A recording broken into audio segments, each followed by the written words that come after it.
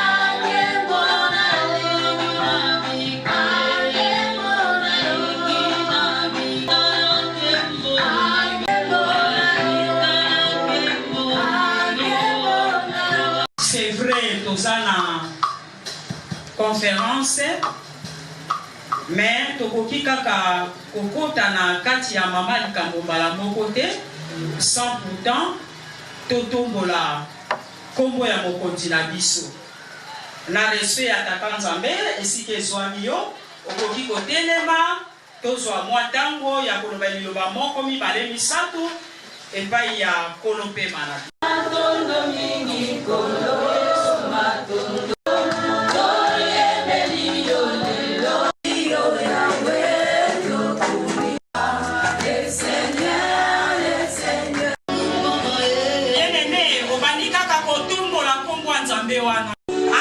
Sio pokomika na oesika mandaka kati na miso sala kati na miso Nzambe abatenda yo kusana ni epai wapi na sara zonga kina bomo na mona oh que une présence na yo sala kati na miso yo soto kiti na maboko na yo yakanza. Merci pour la présence na yo, merci pour Jésus nous a donné tout ce qui contribue à la vie, à la piété, au moins à la connaissance de celui qui nous a appelés pour sa gloire et à sa vertu. Voilà pourquoi nous voulons ajouter à notre foi la connaissance. Au travers de cette conférence, Seigneur, merci parce que nous avons reçu la bénédiction de nos amis de l'OPS. En collaboration avec toutes nos églises, viens par le Saint-Esprit nous orienter, nous conduire. Et accorde-nous tout ce qu'il faut pendant cette temps. L'attention soutenue, une compréhension exercée, l'ardiesse dans tes intervenants et la grâce sur chacun de nous. Au nom de Jésus. Amen. Amen. Vous voyez, quand il a bisoté, tout à l'heure, pour être bisognon sur bateau Pamba, et de Yesu à Kokapoutoua le Kumu, quand il a bisoté, ça pour être ça.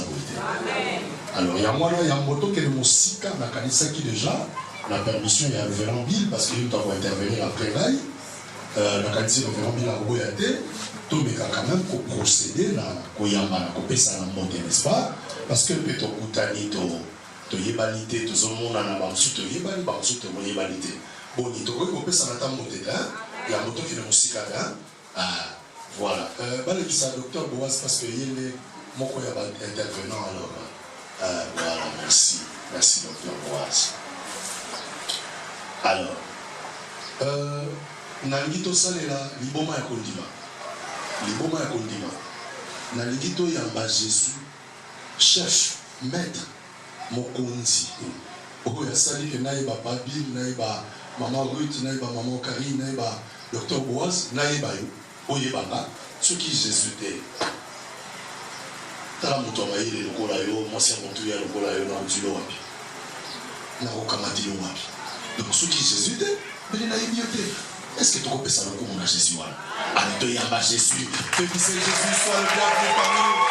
Jésus, tu es bien accueilli parmi nous. C'est toi le chef et le consommateur de notre foi. On a besoin le chef, le roi de rois, le seigneur de seigneurs. C'est lui que nous accueillons en premier. Il est là où deux ou trois se réunissent. Oh, son nom, il est bienvenu. Gloire à l'Éternel. Oh Jésus, tu es souverainement accueilli parmi nous. C'est parce que c'est toi qui nous as sauvés. Oui, c'est toi qui as payé le prix de notre rachat. Alléluia. Tu as pris ma place, tu as pris la place de ma soeur. Tu as accepté de devenir péché. Quelque chose que tu n'as jamais commis. Gloire à Dieu. A comment il dit sous mon yo. Et le roi Salatate. Le nyo se peut comme moi dans l'ensemble. A couper ça va. Le rôle de Yami patron, c'est quand tu es Yama, biso na biso sika. Mais le rôle de Yami papa na biso, ba oti musika, papa na biso ya œuvre pour le bien-être social OPMS. Bangolion se sent plutôt sans la distinction, papa na biso ya OPMS. Batelema, topé ça va mon de la Comores. Topé ça va na biso. Donc parmi ma première sœur, ba bongola ga bité dans l'église, mais lelo azali maman pasteur. Mais Azar Katina Bissoa, les alliés maman pasteur Angèle Koussou, et pas azoter les maudits Manzango, où est-ce que tu peux ça?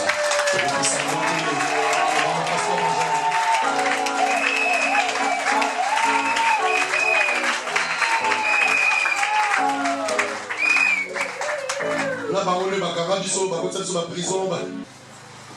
Waouh, Seigneur. Allez.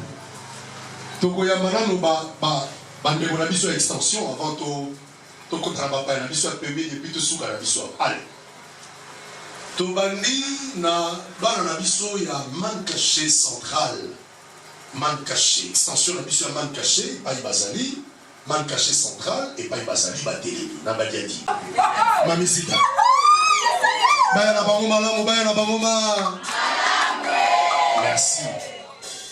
Est-ce que bana man caché mitendi bana biso mitendi man caché mité man caché kamunganga bazali. OK, extension la biso ya Ephraïm extension ya Ephraïm. Ah, gloire au Seigneur, soyez bénis, gloire au Seigneur. Merci, sois béni. Merci. Extension Mabeka. Toya Baba na source de vie, source de vie.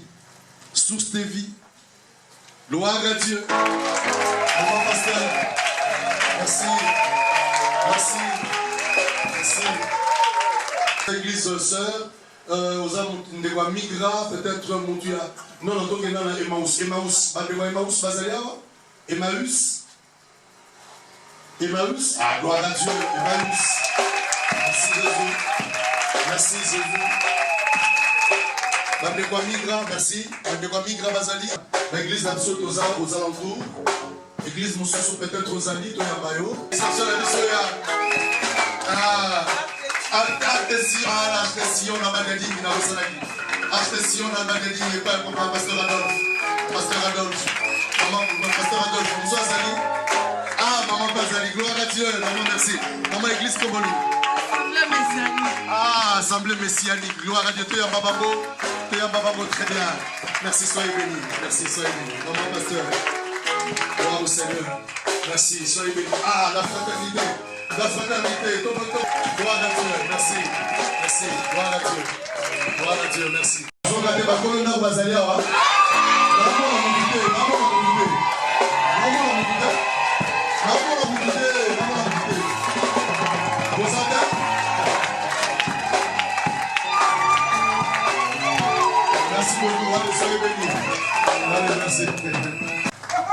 Mbote na biso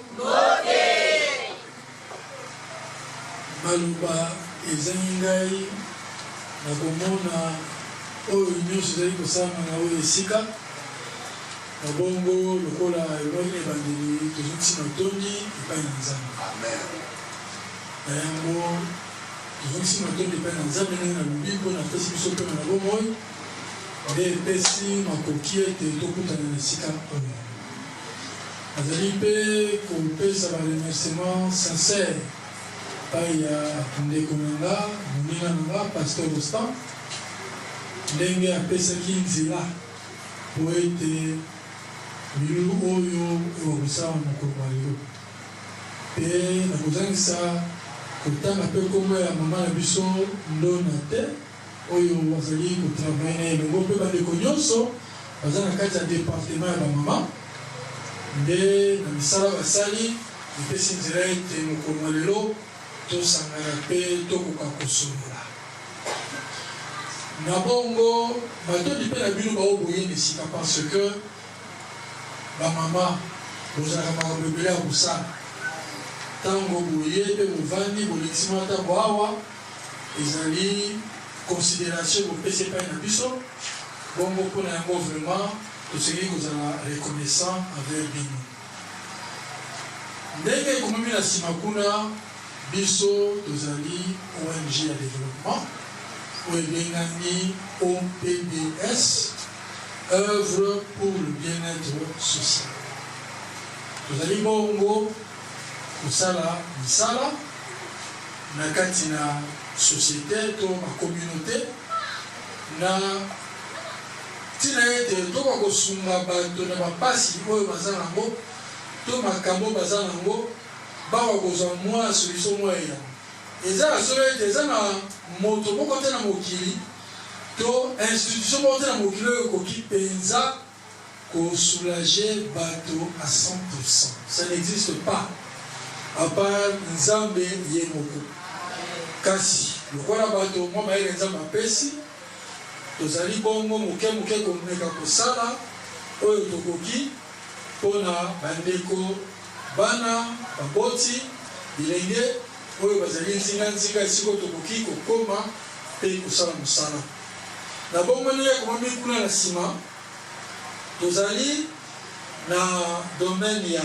santé na makambo ya entrepreneuriat mpona baoyo bayebi lopoto ya makasi te ezobele kosunga bandeko koyeba ndenge nini kosala mombongo na ndenge esengeli otango mwa azokoteka mwa mapa mwa nguba mwa makala ntango mosu azokanisa ete aosala aventure kasi lelo etakisami ete mombongo wana nde ezolesa mabota ezotangisa bana bakelasi mpe bongo na bongo toza kosunga na baformation mpe koluka mwa mike mpona kopesa simise mpa na bamama po ete bazala mieux organisé mpe basunga ya bango mabota toza mpe na misala tolobi na lopoto agropastoral ezobele bilanga mpe kobokola bibweli agriculture na élevage oyo tozali kosala mwa mosika mpo oyo ezali engumba Kinshasa ezali ville kasi na misika tosala mpe misala wana mpe toza na makambo ya éducation to baformation lokola coupe couture lokola mwa hotellerie kosala mwa gateau mwa makambo mike mpo tomoni ete eza makambo oyo na kotala na mokili ezali kosunga yango wana ezali na mokuse mpona kotalisa misala oyo biso tozali kosala na kati ya terrain to mpona kosunga bacommunauté et ainsi de suite na bongo ya lelo mokolo lelo mpona kosola na bino na makambo etali likambo na cancer ya col ya utérus ndenge nalobi yango mosala biso ezali ete tosunga bacommunauté tosunga mabota tomoni ete ya solo likambo wana ezali kosala mbeba ebele na kati na mabota mpe na kati na bato eza obele mpona kozanga boyebi yango wana nga naza momonga te bandeko na biso oyo bazali minganga mpe basalaka mosala wana bango nde bakozwa ntango ya kosola na bino etalisa bino likambo yango ezali nini mpe nakanisi na suka ya maloba na bango moko na biso awa akomona mpenza ete ndenge olobaka kozanga koyeba eza kokufa ya ndambi. Mpe na nsima na bango kotalisa likambo yango, moko na moko oyo aza na motuna na ye, aza na préoccupation, alingi atuna akopesamela nzela awa kotuna yango. Ya solo bobengi yango conférence, bon eza kaka moloba mundele, mais mpo na biso eza lisolo, tozosolola, tozopartage. Mpe na suka ntango balingo bakosilisa, eza na makambo mosusu tokanisi tosala kaka mpona kosunga bino nsima ya masolo. Nakanisi na kozwa mosusu na mikro mpe tokotalisa bino programme mpo eza kaka te kolakisa bino bo eza nini me bosiko sukasuka eza nini. Nakanisi oyo mpe tomonisaki kaka mpona kosunga bandeko, kosunga bamama, kosunga bilenge mwa programme moke wana mpe tokotalisa bino mpo ete tokoka kokoba elongo mpona kosukisa ndenge na bandaki na ebandeli. Lisolo ya lelo eza lisolo ya liboso te mpe ya suka te. Ndenge nalobi tozala makambo ebele oyo tozosala mpona bakominauté, mpona mabota. Nakanisi na nsima ya lisolo ya makambo etali sante, nayebike lisolo ya makambo entrepreneuria mpe ekotika biso mpe indifférent te, parce que moto nyonso na bampiako tozoleka nango, mikakatano tozoleka nango, toza na mposa ete mingongo na biso sala nini ekende liboso mpe bongo na bongo. Nasepeli mingi ndenge mpenza bonore invitation, nasepeli mingi ndenge boza mingi kati na esika oyo. Sasa yebi nakanisi toza na bandeko na biso mibale, Dr Boaz na Dr mbeka Dr mpo aza munganga Mama Karine, bakointervenir moko na moko na tour na ye. Pour la ligne, on va intervenir. C'est très important. Moto, à ça, on communiquer tout le temps sur les camps. Et au moment où on est quand on est sur les camps, et ça, on a bateau, on facilement par rapport à niveau na bango. Kasi bamususu beta mususu ba comprendre mais bakamususu ko leka pe bango ya wala Mama Karine na koyana sima pe ameka ko leka kwa makamususu docteur obaki pe ko bakisa lisusu mo muke poeta na suka lisosoli ezala malamu eza bongo te eza bongo dena sima nango mama na biso sala biso modération akokamba bino ko na bamituna pe bongo na bongo que vous avez réservé là à nous, au PDS. Je ne peux pas m'en passer sans pour autant aussi remercier le révérend Rostand qui nous a facilité à pouvoir communiquer avec toute l'Assemblée. Les lots, Tokosolola, pour un cancer du col de l'utérus. Vraiment, cancer et animé. Dans d'autres nabiso eza lokola construction ndako. Dans chaque construction, il y a ce qu'on appelle des briques. Briques eza lokola cellule. Plusieurs briques, c'est ce qui fait une maison. Une maison ne se construit pas avec une seule brique, mais c'est beaucoup de briques. C'est pourquoi, quand nous nous regardons, nous sommes complets. C'est-à-dire, tout ce qui est à la base de notre constitution, c'est la cellule. C'est l'unité fondamentale de tout être vivant. Maintenant, la cellule, tout comme la maison qui se construit, doit se construire selon certaines normes.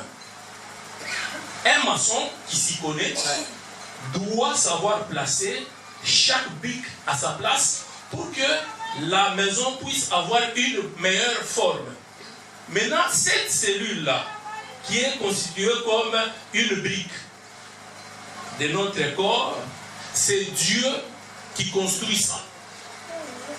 Maintenant, nous, par certaines méconnaissances, ignorances, par certains actes, nous poussons à ce que les cellules puissent se reconstruire d'une manière désordonnée et anarchique. Pour mieux expliciter ma parole, vous pouvez avoir un enfant de 6 mois. Si vous avez un enfant de 6 mois,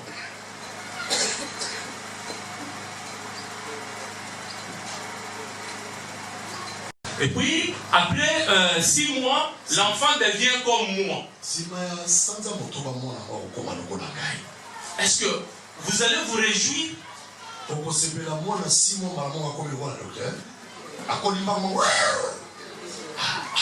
pouvez craindre ou bien fuir votre propre enfant. 6 mois. Pourquoi? Parce que il y a une exagération des cellules, de la multiplication des cellules.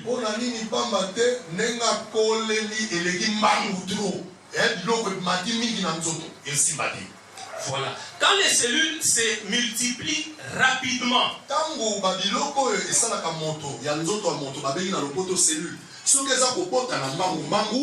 c'est ce qu'on appelle cancer. Donc, cancer, c'est une multiplication exagérée et désordonnée des cellules. Cancer, ezali kobotana na mbangu pe na désordre na ndenge sengeli te ya biloko esalaka biso bato nzoto na biso bato oyo babengi ba cellules. Maintenant, ici, nous allons nous appesantir sur le cancer du col utérin. Awa tokobeta sete tokolobela mingi désordre na multiplication ya ba cellules ya matrice. Maintenant, avec ça, nous avions d'abord compris qu'est-ce que c'est un cancer. Bongo, lokola boye to sosoli cancer et la kisini cancer to sosoli et la kisi biloko oyo esalaka biso bato cellule oyo etongi biso bato soki eza kobotana na désordre pe na mbangu nde yango nde babengi cancer. Lokola to sosoli sikoyo tokoki kokoba. De manière générale, tout cancer, que ce soit le cancer de l'œil, le cancer de l'oreille, n'importe quel organe peut attraper le cancer parce que ça constitue une cellule. Eteni nyonso ya nzoto lisu munoko solo loboko lokolo eteni nyonso ya nzoto ekoki kozwa cancer pamba te eteni nyonso ya nzoto estongami na etuluku ya basellule. Maintenant, quand le cancer entre ou bien se développe dans le corps humain, au début, il n'y a pas de signes. Soki cancer ekoti na nzoto ya moto tango ebandi kobota tango ebandi kosalama nebandeli elembo moko ezalaka te elembo eza te. Quand vous constatez certains signes, c'est-à-dire c'est irréversible, on ne peut traiter. Bon, soki nzikawa lokola tango ebandaka ebanaka te kasi soki esi ekomi epai bakoasu kosala eloko te nde sikawa obandi komona bilembo na nzoto. Maintenant, pour un meilleur traitement du cancer, c'est un dépistage volontaire et à temps. Soki tolingi penza to bikisa okono oya cancer ata ko ya sika ni po to bikisa ngo eloko ekosalisa biso ezali ete na miyebela tongo ete ndenge bilembo esalaka cancer eza ati to bipesa na traitement nde na tango wana tokoki kobikisa. Dans notre culture, souvent, on n'a pas cette habitude d'aller se faire consulter, même quand on n'a pas de signes. Na bizaleli na biso ba Indo, ba Congolais, ba Kinois, biso il faut qu'on aille la pour aller à l'hôpital. Na belite na kesani, na femme ça monga na kelite. C'est comme ça que ici chez nous, beaucoup de gens meurent du cancer. Ya mwana moni na moka na biso, ba tuebele, ba siebele. Parce qu'on couvre la maladie à cancer. Puisqu'ils n'ont pas l'habitude de se faire consulter avant. On a dit, pas maté, tozana la bizarrerie, il y a une bonne amie, on a nos maladies banditées. Les statistiques démontrent que, surtout en Afrique noire, il y a plus de 80% des femmes qui meurent soit du cancer des seins, soit du cancer du col. Et mon année de la mitango ya bato bali kokufa koleka awa na Afrika na bamboka na biso Afrika ba emonani ete mitango nombre ya basi bazali kokufa ezala na cancer ya libele to cancer ya matrice bazali koleka à peu près 70%. Ainsi donc, nous pouvons déjà attaquer les causes. Qu'est-ce qui est à la base du cancer du col utérin? Bongo to itala sikawa. Nani wana eloko nini wana ememaka bokono twali koloba ya cancer ya matrice. Nani ayaka nango? Nani mnoki na yango? Premièrement, c'est dû au rapport sexuel précoce. Ya yambo maladie oyo ya cancer ya col ya matrice eyaka kobanda misala ya kosangisaka nzoto noki mwana zana no na 10 ans 8 ans asi abanda misala bundu. Et le plus souvent ce sont des jeunes filles dont l'âge varie entre 17 à 32 ans. Mingi bato baza kozwa bokono oyo ezali bilenge basi oyo epimelo ya mbula na bango ezali kati ya motango ya zomi na sambo terrain na tukumisatu na mibale. La deuxième chose, c'est l'application des produits indigènes. Ya mibale maladi oyo ya cancer ezali kouta wapi bibaka bitiatia. Une fille qui veut aller en mariage se fait mal consulter par sa mère, sa grand-mère, en appliquant certains produits toxiques au niveau du col ou soit au niveau du vagin. Bongo, mwana mwasi alinga kende libala. Atali koko azawa, akeluka koko. Akeluka mama koko, mama, yo salaka. Ngana kende libala. Yebisanga, bibaka baka nini, bitiatia nini, na banakotia. Ali, bibaka baka, bitiatia. Autre chose, c'est aussi les infections négligées. Les sous ba microbes dans nzoto ya bomwasi kasi tozuli yango traitement ya malongati. Nazoka mukusa ngamoka na kesoma ampicilline. Nazoka mukusa ngamoka na kesoma chloramphenicol. Nyonso wana ekobema bokono ya cancer na matrice. Puisque comme Dieu avait déjà créé le vagin, il n'y a pas de microbes dans le vagin. Mais quand il y a l'apparition de microbes, c'est-à-dire les microbes proviennent de l'extérieur. Nzambe ndinga sala nzoto na yo ya nzoto na bomwasi. Tata Nzambe acha microbe kuna te. Kasi microbe sote yana nzoto na bomwasi. Euti pa tata Nzambe te euti libanda ekoti. C'est pourquoi je veux vous conseiller, vous maman, jeune fille, lors de votre toilette intime, évitez de faire pénétrer les doigts dans le vagin. Le vagin est propre. Yango wana elenge mwasi pardon. Nzambo akela nzoto na bomwasi akela ngo propre. Iyo sikoyo tika kabizaleli ya kotisaka misapi na kati. Et puis, ce qui est à la base, c'est un virus, un microbe. Un virus qu'on appelle papillomavirus. Donc c'est lui qui est à la base. Donc toute femme au niveau de son corps et de son col, elle a le virus là-bas. Ce microbe là-bas ne fait rien de mal. Mais quand il y a l'apparition de tout ce que nous venons d'évoquer, ça change de camp. Il devient un microbe pathogène. Là, il vous fait du mal, il vous donne le cancer. Nakati ya nzoto na yo ya bomwasi, microbe ango ezalaka nango. Mais soki nanu osaleli makambo totoloba te. Microbe ango evandi nango kimia, epesaka yo bonjour, nazobatela. Mais ntango okobana, otie bibaka, otie bichacha, okotisa, nde na ntango wana microbe abebi, nga nakoki te zela na kolakisa yo. Lokola yo moni nga nakoki te siko na balukeli yo, microbe ezalaka nango na nzoto, mais na ntango wana ebalukeli yo, ekomi kolukelo malade. Puisque presque dans chaque organe qui nous compose, nous vivons avec des microbes. Ce n'est pas que tous les microbes sont mauvais. Non, ils nous aident. Je peux donner l'exemple de l'ascaris. il est en train de nous aider. Il mange certains microbes et il nous donne certaines aussi vitamines. Banyama nyonso banyoka microbe nyonso na nzoto eza na problème te kutu microbe nde esalisaka biso oyebi nyoko oyo babengaka ascaris nyoka tokoli na banda bomwana oyo eza kobima biso na monoko na bisika oyebi siko balobi ascaris wana soki aza na ye na ndenge esengeli azopesa biso vitamine epuis azoliaka bamicrobe mosusu na kati ya nzoto na biso.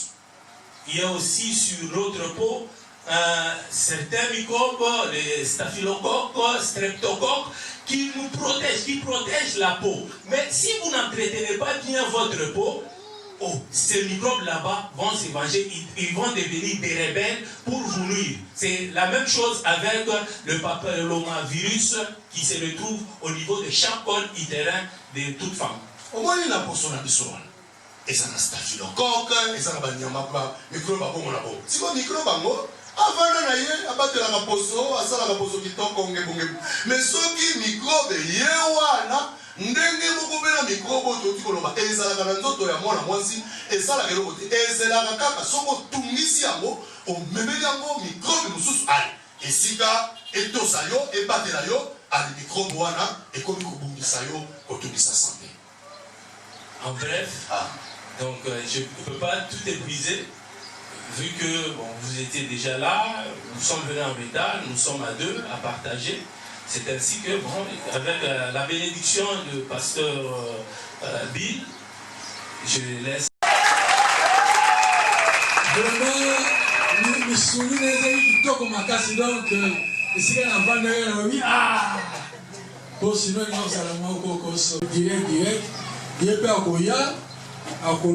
Pasteur accueilli.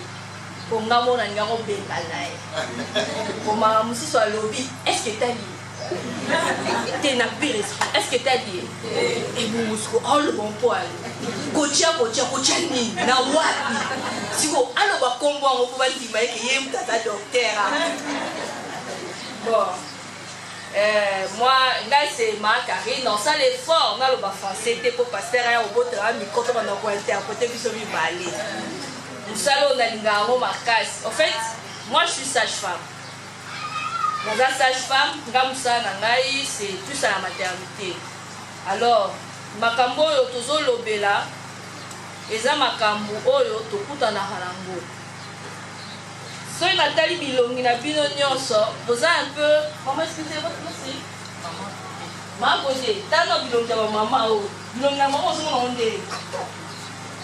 Kitoko makasi kazo. Bon, à part Kitoko, on a un étonnement. Regarde un peu, on dirait. Là, on dirait, hein? Ba maman, bazan étonnement, bazo zela, ba yo kapete lo pa bien, o ba mo ba yemité, o e ko bimana nzela na bino maman Karine, docteur Boyaz, la mo ba mo bazo zela. Mo e ça va. Ma maman, au moins dépistage, il y a cancer du col.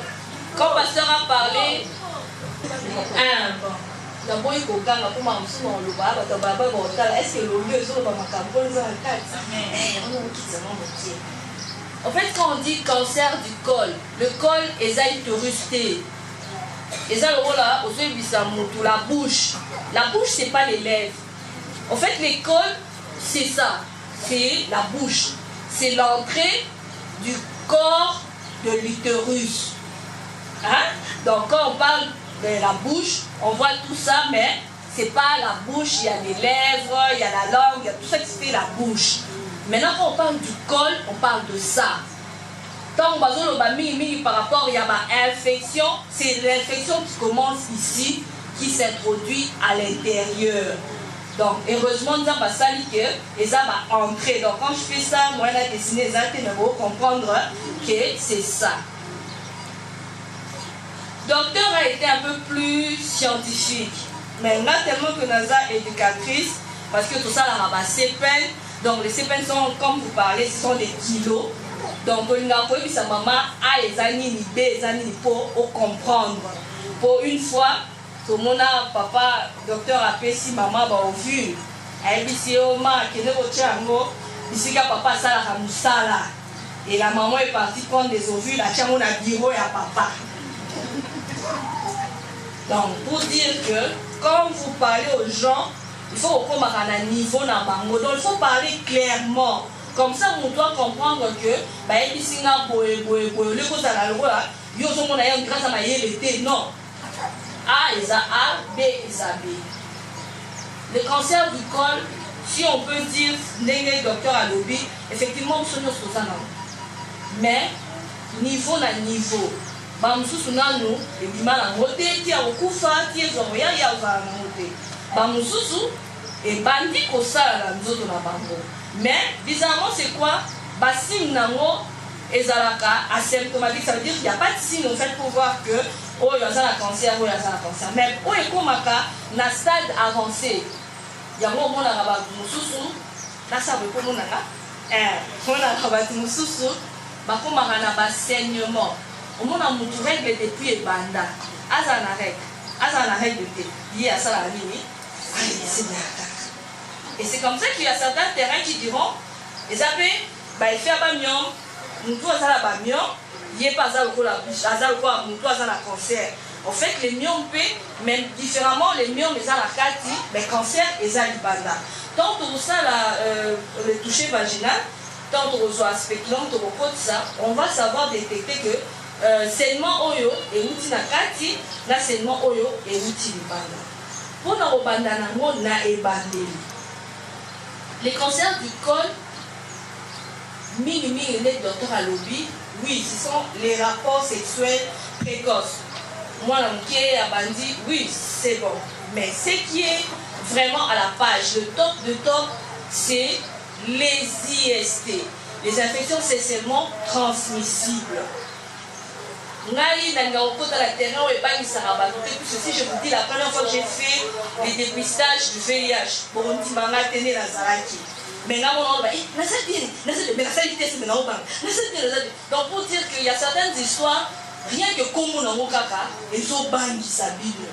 Mais il y a de quoi au milieu déjà avant parce que bien qu'il y a un vaccin, mais à Congo, ils ont un peu pas vraiment là, mais du moins le vaccin existe. Mais la plus grande prévention, c'est le dépistage. Comment quand vous allez, on va dépister que les bandits, on va dans la chimiothérapie, tout le monde va dans la film, tu vois du genre, ok, dans ma rayon X, parce que comme le noyau, mais ceux qui vont tuer avant, facilement, on a un traitement en avant.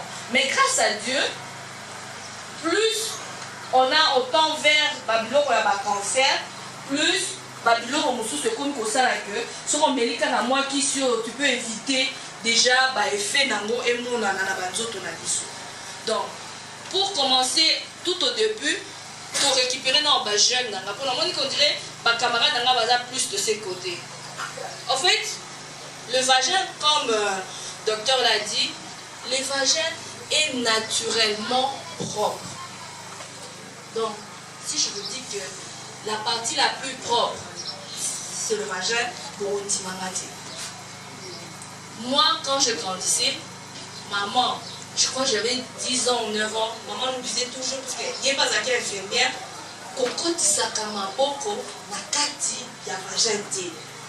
quand on se lave, on ne lave pas le vagin en fait. Ce qui sent, ce sont les lèvres. Donc, c'est comme quelqu'un qui brosse les dents.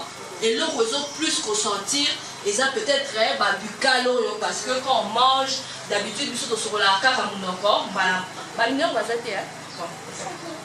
Donc, quand on se lave, tu sur la carte, grande lèvre, lèvre na bisowana, tu sokoli yango. Et bizarrement, on ne lave pas le vagin avec le savon. Le vagin se lave à l'eau normale. L'eau coulante, jusqu'à quand il y a robinet, au nid. Et donc, ça, que le vagin la biso et béba, c'est plus yo depuis au banda, vous avez 2 ans, vous avez un caleçon depuis au banda. Or, biso, bizarrement, on transfère aux fesses, au monde comment on appelle ça, la sueur et les culs, finalement, on va et vendre la caleçon. Allez, tant que nous recevons, en fait, on a la mauvaise habitude tellement qu'on nous a dit aussi papier hygiénique. Et on reçoit n'importe quel papier hygiénique. Attends, on nous doit saler, attends, on a salle. qu'est-ce que ok na sima kia opangusi ozo pangusa pe ndenge nini siko omoni tout ça yango ezosala ke soki oke mingi na bacentre de santé oremarke basi ezala mini infection urinaire. À ne pas confondre infection urinaire et infection vaginale. Infection urinaire omona tokoma ndenge nini wana urinaire vaginale. On dirait que les infections urinaires, c'est par rapport à on dépose des microbes dans les caleçons. Allez, à force de déposer, au moins on députe au bimel qui tombe. On se dira que, ah oui, ah là c'est pas maïso du matin, tout ça déjà suivi une semaine, maïso du matin. Mais la moindre des choses c'est quoi? Soit caleçon noyo, ou qui même, soit au tango là. Tamboli. Mais du moins, tu es protégé, tu n'as pas de problème avec le caleçon parce que aussi on voit les caleçons là. Et la deuxième des choses c'est quoi? Les infections vaginales, c'est souvent les filles, vous avez des ongles. Sauf au talibé, ma jeune fille, sauf au tché, ma poêle n'a mis sous thé, ce sont les ongles qui vont jusque là. Alors, quand ces ongles-là, souvent, ce qui amène souvent les microbes, c'est ça. Quand on finit, ma microbe wana et continue à manzaka et quand tu vas te laver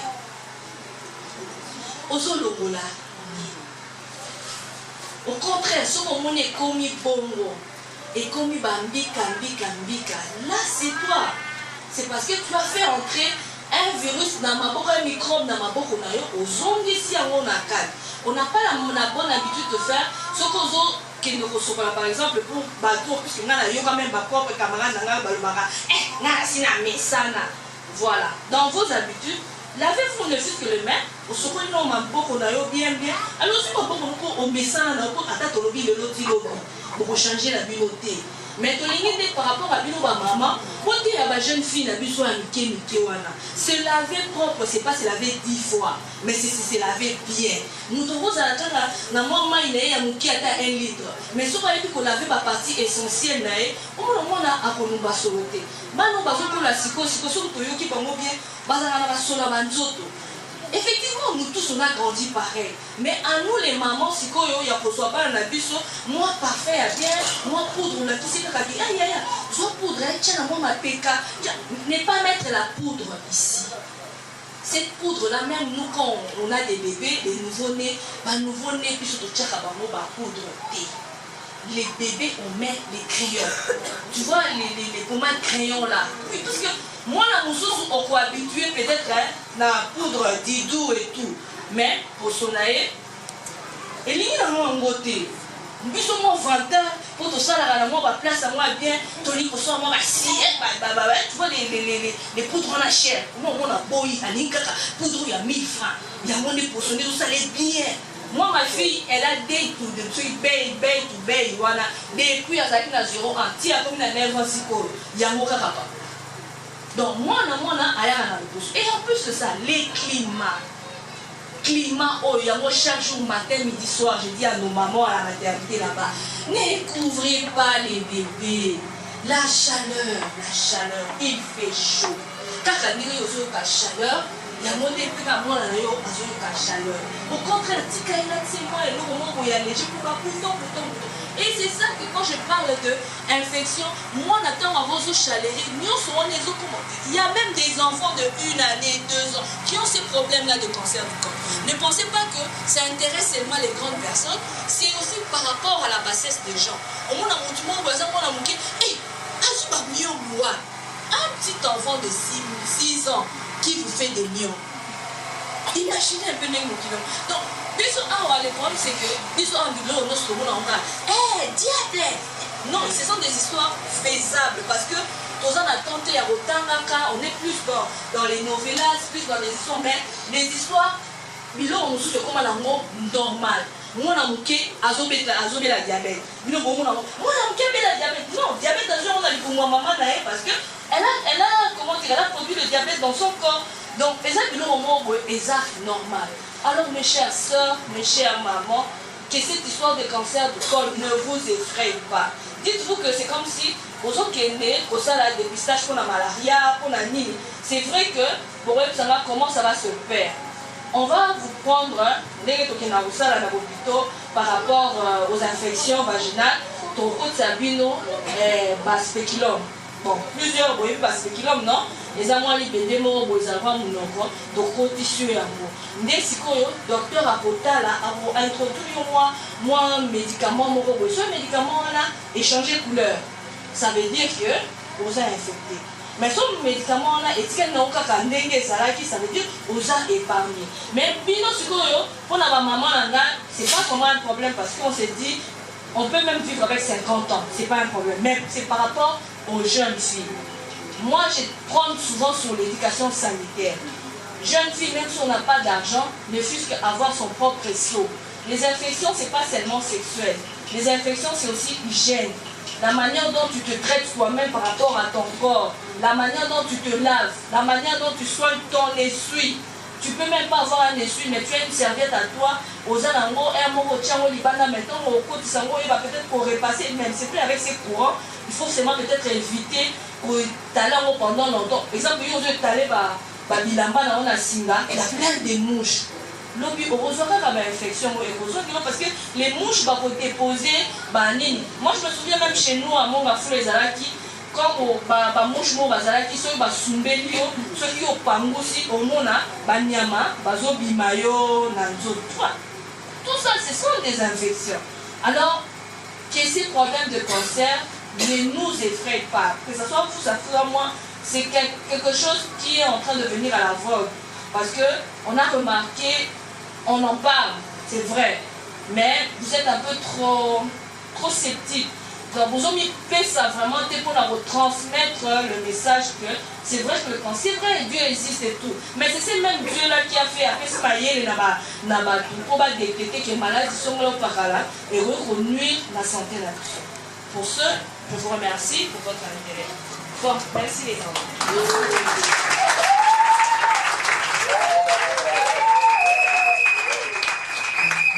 Merci Maman Karine.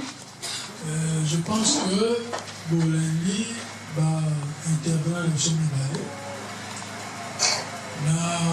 Pour commenter ma candidature, parce que je pense que vous avez clair la présentation de Bango, mais on va kisaka kamuke pour motivation, toi intérêt, ya bosangani, n'est docteur, n'est Maman Karine en aussi Sansukawa. Ils allaient au dans le poteau éveil de conscience. Maladie, ils allaient, docteur Boaz appelle ça qui, je crois, pourcentage. Et bien, le communes, ils vont avoir un cancer, et ainsi de suite. Alors, ils allaient dans le moyen de ma coquille, où ils pèsent les bisous pour se prévenir par rapport à Yango. Tokoka, pour bundisa Yango, avant que, et comme la biso, Miginami. Yamwana, Toyaki, pour le remettre les solo. Service à protocole, sa priorité dans la Paya. Après, si Congo, vous avez publié la question Congo. Allez, oui, ma soeur, comment on a eu? Bonjour docteur, je vous remercie pour la parole. En fait, je pose la question au docteur. Moi, je voulais savoir, vous avez dit qu'au début, quand le cancer est là, au début, il n'y a pas de symptômes. Mais quand ça prend du temps, quand ça prend du temps, quels sont les symptômes après le premier stage, au deuxième stage, quels sont les symptômes pour détecter si ça, ce que j'ai temps, si ça grandit. Donc c'est un peu ça. Je voulais savoir les symptômes. Ok, merci beaucoup pour la question posée. Nous avions dit qu'au début, tout cancer, que ce soit le cancer du poumon, les cancers du corps, du cœur, de l'estomac, il n'y a pas de signe pour tout cancer. Maintenant, au niveau du cancer du col utérin, il y a quelques signes, notamment les douleurs lors des rapports sexuels. Parce que normalement, quand l'homme et la femme font des rapports sexuels, il ne peut pas y avoir de douleurs. Quand vous sentez des douleurs, surtout des douleurs accompagnées d'un saignement. Donc pendant ozoka pasi makila pe mbala moko ezokita ezotanga voilà. Et aussi d'autres signes, c'est lors du dépistage, d'une consultation, quand on touche au niveau du col. Il est bon sous ezali à part ceux qui bozo sangana docteur alobi ene moya liboso bozo sangana ozoka pasi bozo sangana mwasi na mobali bozoka pasi et puis ami balé makila à part pasi makila ezotanga. Et kasi ami balé ezali na kokende pa ya munganga et puis tant munganga azali kosala mosala na ene na salaka pona kocha ko sala contrôle oza koyoka pe pasi tango aza kosima. Donc au toucher vaginal, le doigtier doit ramener du sang. Or, en principe, en temps normal, quand on touche vaginalement, le doigtier ne ramène pas de sang. Ce qui munganga aza kosala yo examen, tango aza kosimba, ndenge ba munganga sala ka toucher, tango akobimisa loboko ememi makila. Nzonga nde na normal, ata atie asali toucher, tango akobima ekobimisa makila te. Donc le plus grand signe, douleur lors des rapports sexuels et puis le sang qui coule. Bilemo ya makasi ezali koyoka pasi tango boza kofanda lokola mwasi na mobali ebongo à part pasi makila pe kotanga. Merci. Sœur Yolande Malunga. Merci pour la parole, bonjour à tous. Bonjour. Ngana vous poser question et pas maman Karine. Maman Karine a lobi ba sous-vêtement na biso nde yango mingi ememelaka biso ba infection. Siko na ina tuna maman Karine ba protège aussi li pezalaka. Est-ce que mon message wana ya kosala ba protège aussi li eza malamu to peza mabe? Pona kokotambola na ngana ngo après 2 ou 3 heures na longoli na tche mususu pona ko se protéger. Est-ce que eza malamu to peza mabe yango nde otuna na ngai? Mabele na Congo bapesa biso ezala nango ba poipe tu vois du genre et c'est ça là déjà ba boule belé alors baye ko boaka yango awa na Congo. La meilleure protection, tu sors, tu reviens, tu enlèves le casque. Parce que les produits qu'on fait ces histoires là, c'est comme le masque, non? On portait les masques et après on dit un masque voilà pendant 3 heures du temps. Mais au moins on moto là tu masque pendant toute la journée et tout. Or on a bilo quand il n'y a pas assez d'oxygène, il y a un moment qui va être épileptique, comme épileptique quand tu n'as pas trop d'oxygène dans le cerveau et au sein il y a évanouissement. Donc tout, il y a des inconvénients, il y a aussi des avantages. Tu peux porter mes bisots bani ma soeur. Je vais au travail, je porte mon slip, je fais pipi. Tu vois? Donc, le mieux c'est seulement naïe, na soubi, na papier mouchon, na et on se suit pas au fait, on s'éponge simplement. Donc on s'éponge. Est-ce qu'on s'éponge wapi? Parce que les confondent la voie de la vessie avec la voie vaginale. On fait pas pipi au vagin, on fait pipi à l'urètre. Donc les alara licolo. Donc c'est juste on s'éponge caca et après on porte le calais sans bon. C'est un peu ça. Merci. Maman, pasteur Angèle. Merci maman merci papa pour la parole. Question dans les abonnés, on a des questions à poser. Question liboso, balobi que vagin la biso ezalaka na infection te. Eza bongo. Après, ezalaka na salité te pardon. Microbe ezalaka na problème te. Siko na lingi na tuna. Tango nini vagin la biso ekomaka na microbe. Siko toza na nis, toza na vagin. Tant tozo suba, tant toke kosa la toilette, siko nis akoki pour faciliter microbe na vagin parce que bango mibale baza pembeni. Siko tosa la nini na tawana. Pardon? Na maman Karine. Donc Nzambe aza mayele. Sinon biso nyonso tozala, mais ce qui est vrai, biso nyonso tozala infection. Mais quantité d'infection, on est sur la maladie. Donc pour dire, quand tu vas, en tout cas, moi je dis par rapport à moi, quand je me suis, on dirait sur la nienne. De préférence, c'est vrai que quand on part chez les gens, ok, Sumba, c'est rare de dire à quelqu'un que ça va moi et tu te mets à laver les fesses et tout. Non. Donc le mieux c'est ça. Tout part seulement autour du caleçon. Chez toi c'est facile. Pourtant, ok, qu'on ne met pas naïo, on reçoit facilement au juge cantine naïo, on va dire qu'on se colle ma soko et tout. Mais quand tu es chez les gens, ma soko c'est une autre passer.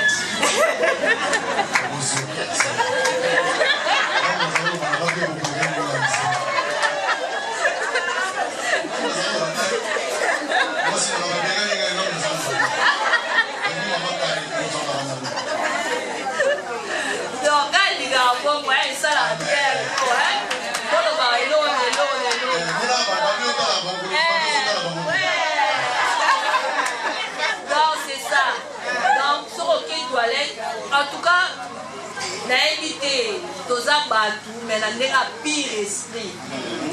Nzela lisoko ezala kaka solo. Ata osokoli yango ndenge nini. Papa bayebi de quoi je parle, ezala kaka solo. Mais il y a des solos et des solos. Nzamba asala ke solo mosusu bato ako supporter et solo mosusu insupportable. C'est ça. Donc c'est ça que quand on se suit, en fait, on se suit pas de l'arrière à l'avant. Donc nango liboso na sima. Alors yango ezala ke soko uti ko sokola to bandanga nanu ko sokola vaja. Et après parce que yango ezala ngona salité te. Pour na bato yo bakotsaka maboko.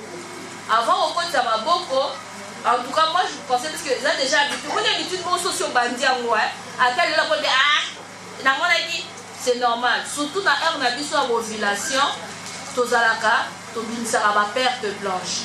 Alors la perte blanche wana est normal.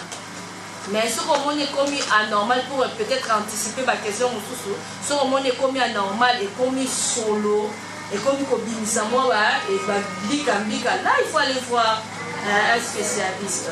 Mais à part ça, il faut se laver seulement aux yeux à lèvres parce que ceux qui n'ont minute au toqué entre les lèvres au monde moi moi va salter au niki kaka au niki au monde kaka sur le côté.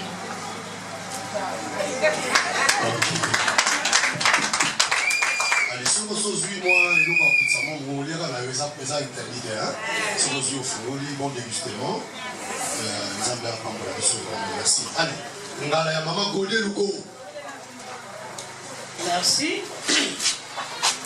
Ngai na tuna confrère, bon, ngai na tuna Baomi Balé, docteur Boyas na docteur Kari. Bien boye bisi biso ke vagin eza na mécanisme moko auto nettoyage. Donc ça propre et pourquoi bisukola. Sikoyo, tant on a landaki malamu na yokaki eloko moko na ba cause parmi ba cause ba produit indigène ekoki pe ko causer cancer. Kaka ba produit indigène kaka nde koki ko causer cancer na nini na biso na santé de la reproduction.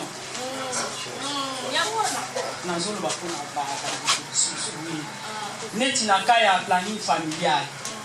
Oui, eza biloko misusu oyo eza recommandé.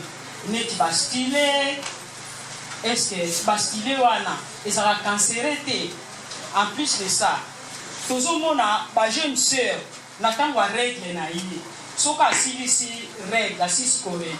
Mingi ba préféraka asomba soit hydralin pour na ya zomona après règle vagin na comme saleté, il faut ça il a hydralin, il faut ça il a bongo. Bon, na planning familial na zone lisusu neti ba contraceptif et ça ka cancérité. Kaka ba produit indigène kaka ko causer cancer pour des ceux qui beaucoup pour sur la biso après ba règle est-ce que moi na moi si akoki ko sukola vagin na ye na antibiotique moko bo to ba basi bazalaka na habitude que akoti na pharmacie ye moko sans ordonnance akotika ye moko ake kuna asombi ampicilline amoxicilline asombi deltavagin abandi ko bakaba ekoki ko poser cancer te maloba mboka bi. Ok, moi je prends l'aspect auto-nettoyage. Le deuxième volet sera évoqué par Madame Karine, en ce qui concerne les contraceptifs. Là, nous avions dit qu'au niveau du vagin, il y a ce qu'on appelle le potentiel d'hydrogène, le pH. Le pH est acide. C'est cette acidité qui se retrouve au niveau du vagin qui permet de tuer les microbes qui entrent là-bas. C'est pourquoi, naturellement, le vagin a toujours été propre. Quand il y a des infections vaginales, à ce moment-là, c'est nous-mêmes, par notre mauvaise habitude, nous avions à emporter des microbes de l'extérieur vers le vagin. Et surtout, Maman Karine avait beaucoup plus insisté qu'il y a un distinguo entre les infections de voie vaginale et les infections de voie urinaire. Ce sont deux chemins différents. Donc, le pH qui est acide au niveau du vagin, c'est ce qui permet de tuer les microbes.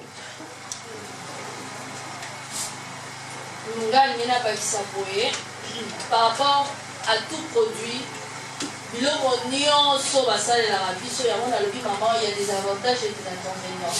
En fait, quand on utilise un produit, tous intellectuels, il y aura toujours là fabrication, date d'expiration, et si tu te souviens, la plupart des quand on fait les campagnes de planification familiale, quand on a stérilé, sur la date, et ça arrive. Souvent, la date est comme un pémé. Or, quand tu utilises les stérilés, il y a 5 ans. Donc ça veut dire que quand je mets un stérilé aujourd'hui, validité là, c'est dans 5 ans. Donc si il faut l'utiliser en 2020, il faut pas qu'on espérer en 2025. Donc nous, on nous offre toutes les méthodes qu'on nous offre. C'est pas des fois c'est pas bon, mais des fois c'est bon. La méthode, la communication, en fait, communication nous des quand nous on prend les choses, surtout les bilans où il y a au fêlé, il faut surtout faire attention. Il faut que nous alors je ne vois pas un service de qualité. On vous donne une histoire de comme des planifications familiales parce que nous on en fait. Quand on fait, on s'assure que tous les autres services ils ne peuvent pas nous poursuivre à la justice parce que en fait la justice a un abisso et le bélarabis et le roté. Tandis que quand quelqu'un meurt par rapport à la médication, nous devons porter plainte. Au cas de la pharmacie, aspirine et je expérimenté d'ici 2 mois tu achètes. Non, délai de vie et si là. Il y a un moment qui ça là et l'autre côté. Oui, à force aussi d'utiliser le même problème avec l'autre Robaka. Ceux qui l'ont homélie paracétamol, l'autre homélie paracétamol. Tu penses vraiment qu'on résout le problème? Non. Chez nous en médecine, on dit rechercher la cause. Dans la fièvre, pour l'année, c'est qu'il y a une infection quelque part. Il y a aussi la fièvre. Fièvre. Ok, on met du paracétamol, tu n'as rien résolu. Donc, c'est un peu ça. Donc, les médicaments sont toxiques. Surtout, Babylone, on va dire que les habits sont en indigène. C'est vrai, c'est bien. Mais tout excès boutou. Parce que quand tu utilises ça aujourd'hui, c'est pas que tu vas utiliser ça encore demain, non. Et ça fait attendre docteur Mwanzali, vous voyez, vous savez que si on utilisait l'exemple Abigail, parce que ça je suis, quand vous utilisez Abigail, Abigail c'est juste après si autant, sur Moni et Komia Watika. C'est la même chose que la biso bataminier. Ceux qui te pèsent ici, et quand par exemple, net maman lobby, autant de règles. Les règles, tout ce qui est normal, et naturel et tu sais que même dans la Bible on dit tout ce que Dieu a créé est bon. Donc l'homme que nous on a aussi qu'on régler il faut ça et l'homme exacté sur au moins règle nous sommes solo. C'est ça aussi le signe du cancer. C'est aussi le signe des myopes. Donc ce qu'on a la règle les ana solo normal solo mo voyez au fond ne pas mon temps koyo kateke o la solo règle mais on les a au sali règle non la tout il non la 12 heures au saka na solo tu penses que tu seras toujours propre pour ça au saka solo c'est comme ça que tu vas l'utiliser biloko nous autres on essaie mais ça na une certaine hauteur au tambola na ngo mwana moko ya kina ndako ka promo ko suer ce ko to sala des jours nous na moni en continue na douche à pisser à jouer papier mouchoir suivre vraiment boy. Ah non, bon, parce que quelle explication faut que bah théorie les gars informaient bah clairement carré. En plus la zone on a les sous bah tourner bah légette sur la piscine à une légette sur la zone salle la suivre. Les gars là bah vraiment ce qui dans le but oui il on nous c'est ça dans mon bien mais à celle là on a moment nini les et là on a Maman Karine, bonjour. Nalingi na yeba kaka ndenge olobi ke biso basi soki tozosokola totiaka misapi pamba na bagentile. Nalingi na yeba misapi nini oyo fe kotaka na kati ya vagin na biso puisque tozali na 5 misapi. Est-ce que oyo moteke kota to oyo to ya suka pour expliquer biso ba maman parce que tozoyeba vraiment yo sino osepelaka na mosapi nini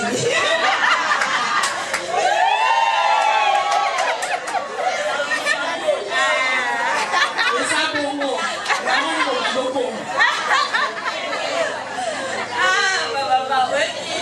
nalinga bikolongola éducation sexuelle parce que je me retrouve bana oza baza te ma pasteur de toi à moi quand papa fait entrer les doigts là il fait entrer quel doigt et alors maintenant tu veux chercher quel doigt qui peut entrer dans ton vagin alors j'ai répondu mais moi je conseille pas que les doigts entrent parce qu'on a tout dit oh les autres les préférences maman avant on changeait d'habitude il faut non oublier bas c'est comme ça qu'on a parlé de dépistage.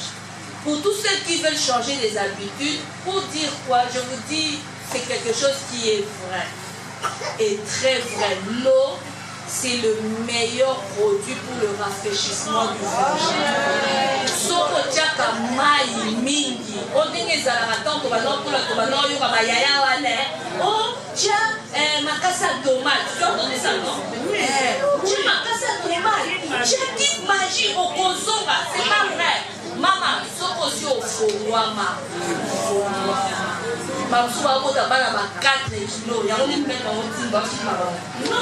mais quand tu te laves régulièrement à l'eau fraîche, aussi maïna yo, bois qui kaka, sans pourtant faire entrer les doigts. Aussi kaka maï kaka. L'eau, en fait, quand les gens disent, non, yo so bape so maïa moto au chocolaté. Maïo biso to soko to barawana. C'est quand on grandissait, les mamans, tu sens que mon tour, oh non, pour maquiller, si là, bien, dans tout cas, je maille, ce qu'on maille, aussi, mais on est non, l'eau seulement, ce qu'on dit mal. Et ça, c'est que maille, ça là, propre. Pour y avoir maille propre, ça n'est pas quand on ça la robinet. Pour maille, il y a la paix, on a la cantine, on a la paix, sanité. Nous, sur la on dit cantine, oh, 300, 400, non. Il y a seulement de l'eau. Prends seulement l'eau, soit cantine d'ailleurs, aux aïeux, beaucoup, aux arabes, papa, aux arabes, cantine. Moi j'ai un mari, c'est pas parce qu'il est là que cantine est dans son rôle, c'est pas vrai. Je me lave, je me suis avec son essuie, mais je fais en sorte que là, en tant que moi, si nous avons un arabe et plus à la propre. Essuie d'ailleurs, pour comme ça, absolument balai, mais tout ça, la roue est belée. Un essuie, c'est comme un drap. On va dans la drap une semaine drap. Non! Dans le drap, 3 jours, 4 jours, au long, c'est comme l'essuie. L'essuie, les lots, au copain aussi, l'eau, en fait, au moins, on fait l'habitude, on va arroser la tête qui change la couleur, pour tirer mon amal. Et l'essuie, c'est là pour on la vend facilement, bah tiens, on a la maille. Aussi, quand on tient dans la cantine, au beau saminayo. Et le jour qu'on relingue au chocolat, aussi détergent, on tient la maille, on va changer, on va nous sur l'essuie, et puis l'essuie devient propre. C'est la même chose que le caleçon. On a vu que les caleçons, ça se vend maintenant de 500 francs, de 1000 francs, mais tous à la quand même, ma femme de luxe. Nazam, moi j'ai vu des dizaines de caleçons, ça coûte 20 000 francs, par caleçon à bien. Au bout de 20 000 francs, ok, dans ça, je bien le propre. On m'a dit, ou bien on doit utiliser. Ok, au sommet, chaque mois, si tu fais ça après 3 mois, 4 mois, au sommet, pourquoi on a combien de caleçons? Pourquoi on a moins belle? Mais j'ai vu des filles avec 5 caleçons. 5 caleçons, 5.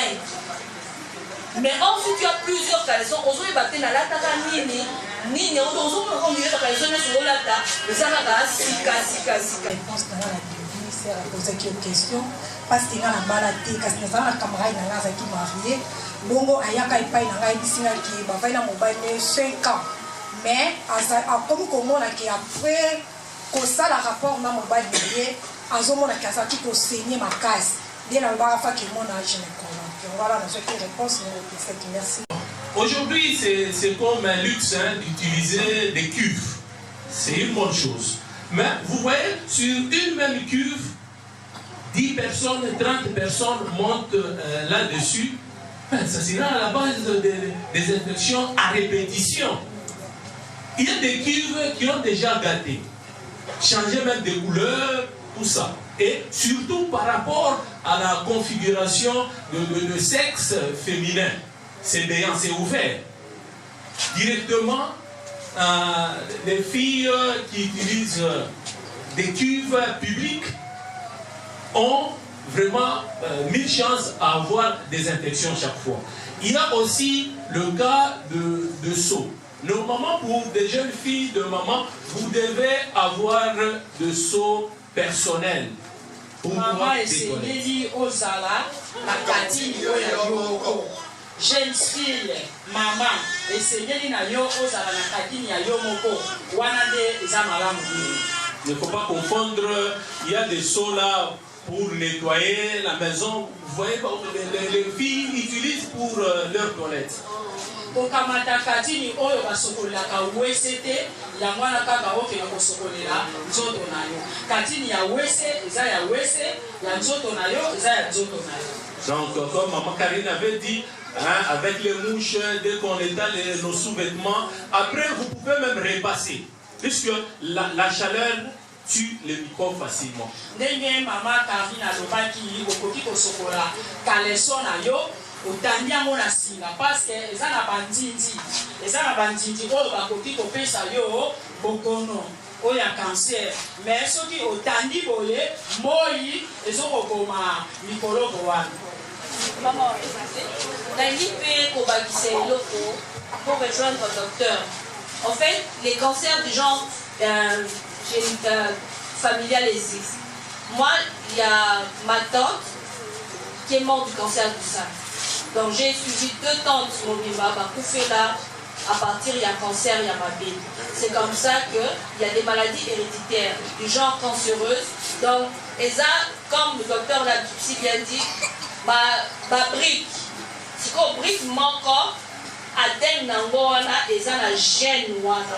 Donc ça veut dire que dans ta famille, binonio sobo koufela kaka malade wana. Maintenant pour na pallier nango, ça veut dire que tu dois faire le dépistage par rapport à cette maladie. Parce qu'on n'a pas la culture de faire un check-up. Donc, oye kakawana, oye ba, neti balobara, famille la biso nyonso tokufa na diabète. Mais tu sais que bino nyonso toza kufa na diabète. Quand tu pars pas na hôpital pour ba type ya diabète na yo.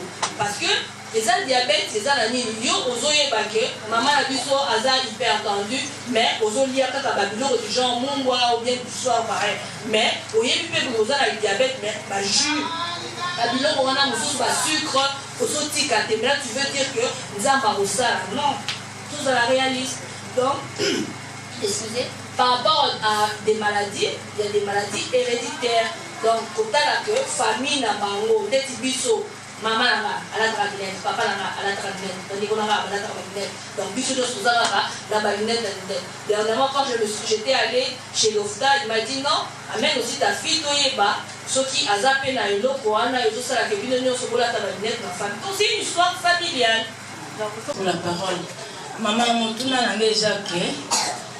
Oteki komisa point moko lobi et zalaka na basi mususu tango bake hôpital na bosa ikombo nango et oui surtout mingi ezalaka basi na ba retard à maternité bakende komona mingi ba gynécologue alors ils ont un traitement moko elekaka souvent so bazomona beaucoup plus ça m'a monté alaka mingi boyebi kombonga na bosa bapesaka kaka mpona kochauffer matrice mais souvent batiaka ebende wana oyo efungwamaka neti mwa mono sekanga na leka na étape wana le une maman un jour ayosinga lili yo ozomela maternité ozokende eza traitement bazotraite yo na ndenge nini na explike nga bi jusqu'à présent nazwaka vraiment kisi te nakeleka barendez-vous na solala médecin nalobi ke bana traitement oyo eza ke bapesaka yo souvent olekaka na batraitement oyo bahydro voilà ok bahydro souvent bakatela ba 9 séances ba 12 il faut ke bana batraitement yango surtout soki omoni ke oza vraiment na problème te ne faut pas aller chaque fois kokendeke na traitement ya ndenge wana. Alors non, il faut yebisanga raison parce que médecin to azotinda yo boyebisanga na ndako babino parce que eza na moko oyo ememelaka bantu ba cancer babibende wana. Alors il faut kokeba na yango et maman a conseillé kinga awutaki pe na problème maternité et akufa même naka et wana zo yebisanga yebaki te mais aleka pe naka wana akufa pe na cancer ya utérus et deuxième otuna nanga ezali ke bacancer ya utérus oyo naza na mwana grande sœur na biso aza mokolo nanga mais aza mwana grande sœur et j'ai appris que ye balongola même matrice parce que na ebande batrouvaki la cancer alors mpona kobatela balongola matrice nyonso alors aza femme mariée mikolo eleki nazalaki ne mwa mingi natuninga bien en tout cas il faut expliquer ngai yo oza marie balongola yo biloko nyonso tu ya nzoto neti ya bomwasi po yebisi nga linde nazala na rene eloko te koto vite alors balongola ngai nyonso dans ce cas natuni alors ozalaka ndenge nini contact na yo na papa et papa trouvaka toujours normal bien kaka parce que balongola yo biloko na kati ayebisi nga ke non malheureusement 10 ans passés, na mobile na watu wana suma camarade kala papa santé ndenge koma alors bana balongola ngala papa fete za la raté alors na éviter ce qui les arrêter ngeni mutu balongola biloko ndenge wana et voilà question na suka mutu na suka ezaki est-ce que cancer ici la ka donc ici la ka souvent ezo mema batu Docteur Louvois. Non, oui, ma maman a soif.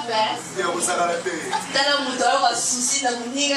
Pour tout ça, on s'en le fait. Il y a deux qui est ici. Et bien, en fait. On a fait ça comment on a fait ici. Maman, avant toute opération, on les a vie du genre, même où tu as un VIH. To passer notre nao babengi counseling. Counseling est ma solo. Poto talisa esprit na yo. C'est comme quelqu'un qui a perdu un être cher. Au monde à Bamususu, à Obamanalelo, Tilobi, nous voilà en zone ratée. Mais quand vous venez pour consoler, Maloba Obino Bozo Loba, et vous talisa que la vie, il y a la mort. C'est comme les cancers, c'est comme en fait toute autre maladie. Parce que statistiquement parlant, le sida ne tue plus par rapport à la malaria. Malaria, comment au Boma, au même ici. Est-ce que depuis ma coronavirus, c'est pas là? Est-ce que vous avez un sida?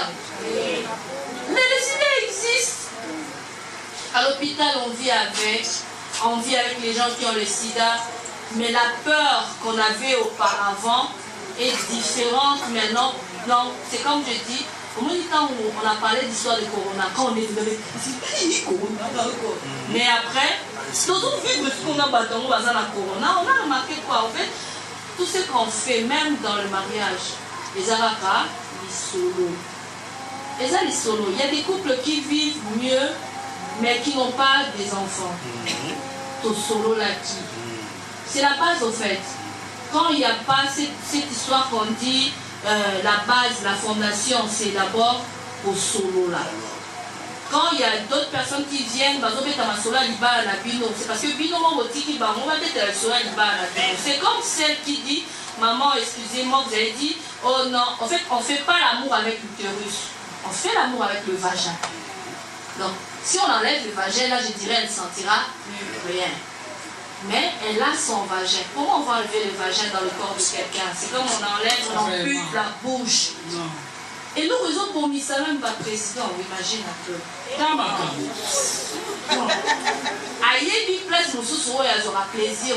Donc, en fait, elle a fait la science dans le Lokoana, elle aura plaisir peut-être qu'on a pas la ou bien au sein de sa pour qu'elle garde morale.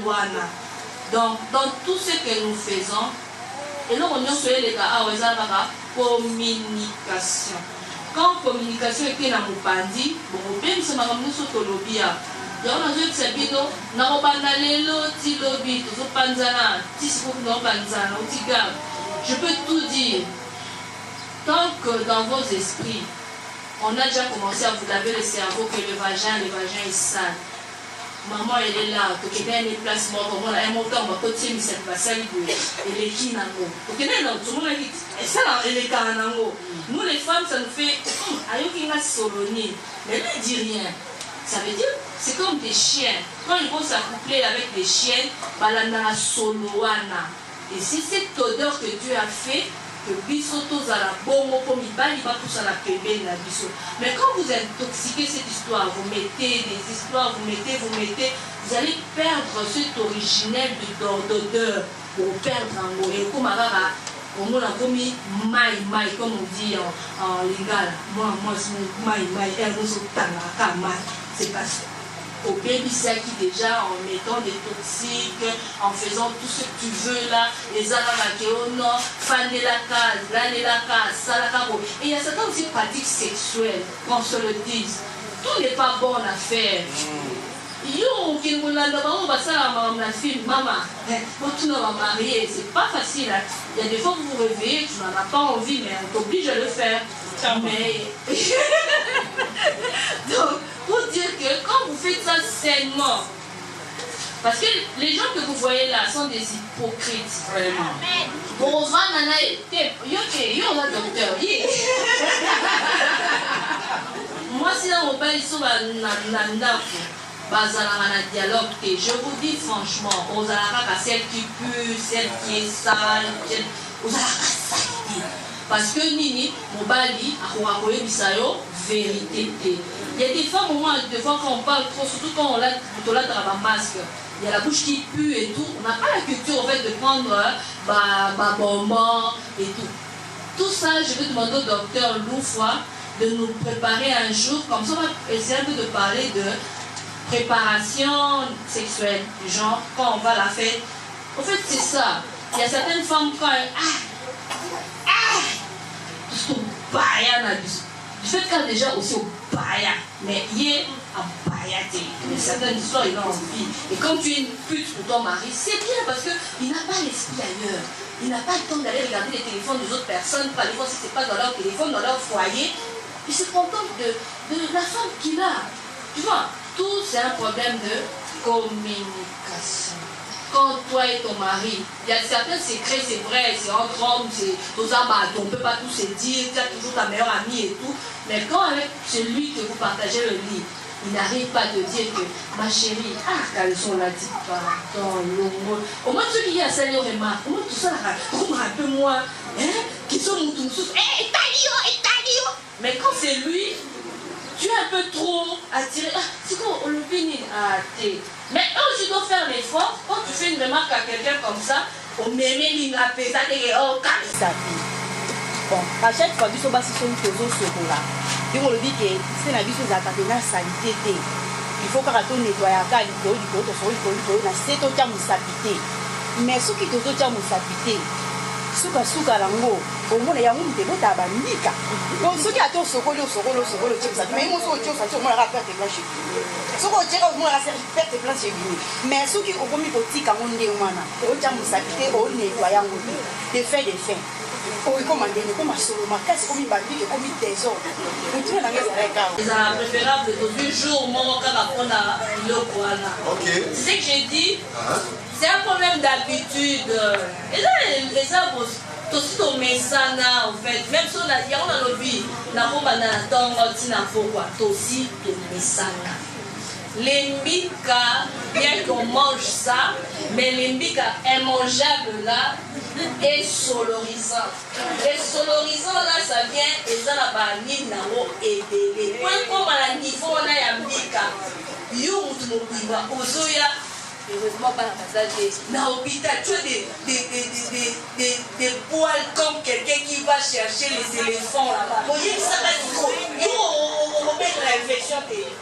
ozwi no bakwalo te montagne na nga alingaka bongo non alobi te ke otika ngo ma forêt équatoriale non okwafa nyonso wana eza kaka ezobotisa mpe kaka basolo solo wana ezokende na kala ezopanda wana yango mbike kotika yo te. Un conseil. Vous pouvez acheter même des dents stériles.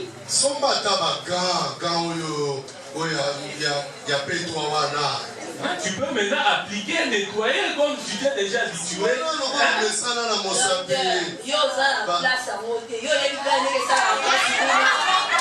Et puis, c'est bien.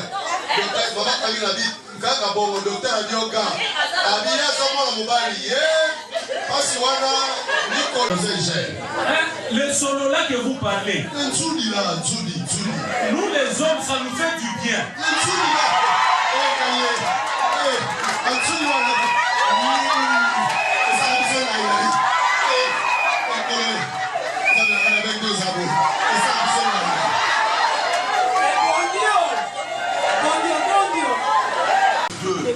Yesu naona niko njuna mpona kansa ya libeli emanifestaka ndenge nini na libeli Yesu naona kala nini akina yango du genre osali loboko boye osali loboko boye osimbi awa so omoni mbuma moko ezobouge otiki so omoni mbuma moko etikali ezolingana te wana fokima mbangu na hôpital c'est que obandi déjà cancer à l'idée. Docteur Karine osali exercice wana koto félicité bango mpe bazalaka victime na cancer ya mabele bamama mpe bamelaka bango mabele te bango mpe bakweyaka na babiloko wana ya bacancer wana. Donc il faut papa aider ma maman côté base à un problème à cancer. Maman le solo. Maman a tout partout. Tout maman les amis pour la papa sans plus tarder pour les Nakaka dépistage tombe à Salaka. Il faut seulement chaque année pour et ça ne béca rabani. Et puisque quand on yebi la salata un jour et au yebi que pour éviter un mot, qu'est-ce que je dois faire? Donc c'est un peu ça. Donc tu peux faire ça, bon, le dépistage chaque année. Il n'y a pas de problème. Comme pour le cancer du col, les premiers signes, ça peut intervenir autour de 10 ans. Si il y a pour le cancer, il y a matrice, il y a d'accord. Porte et matrice. Porte et matrice. Bien sûr, Hollandais, peut-être aussi, ils ont moutoussou pe na famille na bango pe apela ki on a yeba te ka kufa ki na ngo. Donc c'est ça. Nous avons passé la mission grâce. Avec la mission Boaz Karine pour l'intervention de bango. Et maintenant, nous avons bino pour mituna et tel si penza et te bozaki na intérêt na masolo yango pe biso nyonso société ni. Na bongo ndenge nalobaki na evangeli ya solo tozwi mateya toteyami na makambo wana sikoyo eteni ya mibale ya activité na biso po activité oyo tokabonaki yango na biteni mibale ya liboso nde touti kolekisa mokolo wa lelo ezalaki tobenga yango na lopoto sensibilisation to effet de conscience. Moto na moto ayeba danger ezali pe lolenge na koki komibatela mpona likambo wana. Na mabongisi na biso tosalaki programme po ete etikala kaka théorie te tolobaki mpe soki bongo kasi tokota mpe na kati na pratique yango wana tozwaki ngolu wana po toza bana nzambe ya kosalisa dépistage gratuit na hôpital oyo ya initiative plus oyo ya mama Olive mécanique. Toza bapoliticien te eza makambo boyage. Donc comme partenaire, n'est-ce pas, pour que bamama oyo to ba jeune fille baza intéressé bakoka ko se rendre kuna bien sûr bango moko te na accompagnement na biso pour ete bakoka koleka na dépistage gratuit.